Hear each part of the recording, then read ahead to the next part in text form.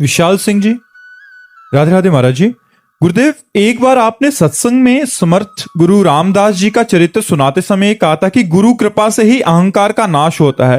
महाराज जी, वो गुरु कृपा हम सहज रूप से कैसे प्राप्त कर सकते हैं? कृपया मार्गदर्शन करें।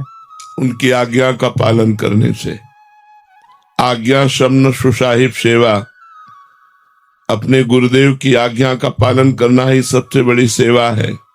अब जोई कहें करे हम सोई, आयस लिए चले निज दासी, मन क्रम वचन त्रिशुद्ध सकल मत, हम श्री हित हरिवंश उपासी।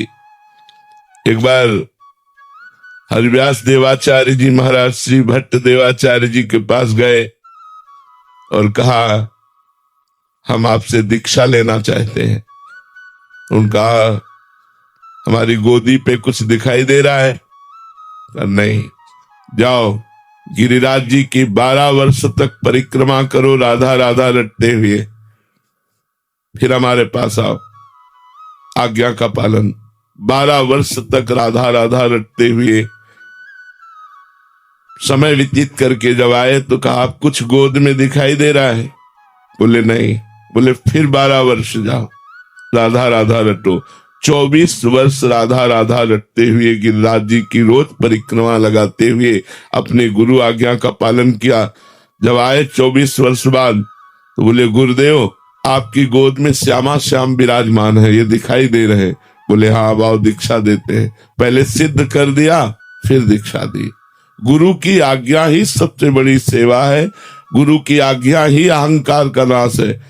बोले 12 वर्ष परिक्रमा करके राधा राधा रटते हुए समय व्यतीत किया। बोले फिर जाओ 12 वर्ष।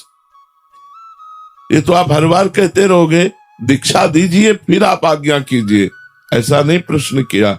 जो आज्ञा हुई उस पर तत्पर हो गए तो अहंकार का भी नाश हो गया, भगवत साक्षात्कार हो गया। और इतने बड़े महापुरुष हुए कि महावाणी नामक रस ग्रंथ की रचना हरिव्यास देवाचार्य जी ने की गुरु प्रताप से।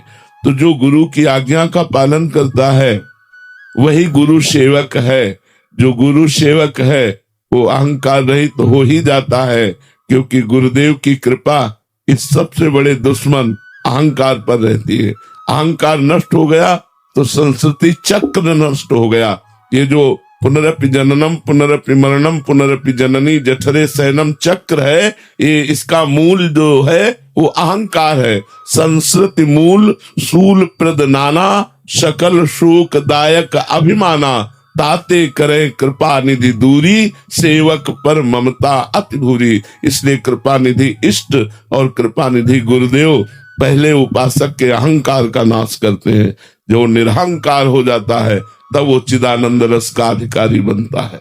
महाराज जी, आपने गुरु आज्ञा की बात कही अभी। महाराज जी, एक सवाल था इसमें कि गुरु आज्ञा का मतलब किसी और से परीक्षण कराना चाहिए? समकालीन मतलब उनके समान संत भी हों तो गुरु आज्ञा कर दिया तो दूसरे से जाके पूछते हैं महाराज। ये अपराध है, ये अपराध है, क्योंकि दूसरे संत उसको किस रूप में लेते हैं।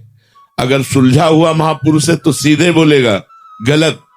आप गुरु आज्ञा पर प्रश्न कैसे उठा दिए? चुपचाप अपने गुरु की आज्ञा का पालन करो। अगर सुलझा हुआ नहीं है तो ये क्या, कोई उपदेश दिया नहीं, कोई साधना बताई नहीं। बोले 12 वर्ष परिक्रमा लगाओ। अब 12 वर्ष तक दूर रहकर परिक्रमा, फिर ये क्या बोले 24 वर्ष लगाओ। वो गुरु की आज्ञा में कमी निकाल सकते हैं, इसलिए अपराध बनने की संभावना है। अपने गुरुदेव की बात पर यदि एक तो संशय नहीं होना चाहिए, और यदि प्रश्न उठे तो गुरुदेव से ही प्रश्न करना चाहिए, किसी और से नहीं। कि गुरुदेव भगवान हमारा मन विश्वास युक्त हो जाए, इसलिए आपसे पूछ रहा हूं, क्या अत्यंत अनिवार्य है 12 वर्ष तक परिक्रमा लगाना? हाँ, गुरुदेव से ही पूछना चाहिए, वो हमारा समाधान करेंगे।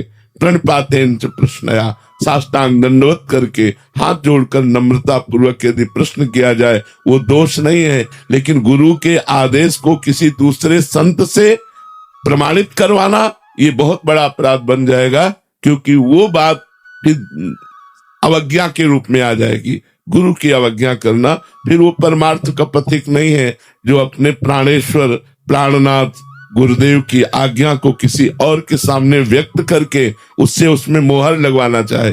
बहुत वो अल्पज्ञ है और वो अवज्ञा हो जाएगी। गुरु आज्ञा हो जाएगी तो परमार्थ बनेगा ही।